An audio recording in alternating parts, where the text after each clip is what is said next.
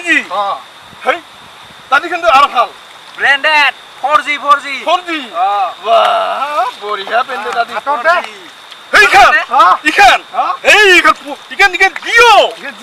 জিও সাং করছি জিও দাদি খান নাই কি দিতে জিও ইগা তো এই দাদি 4G খান 4G খান জিও ইবের পূজা এইখানে চলিব হয় নাকি এইখান হাফ পেন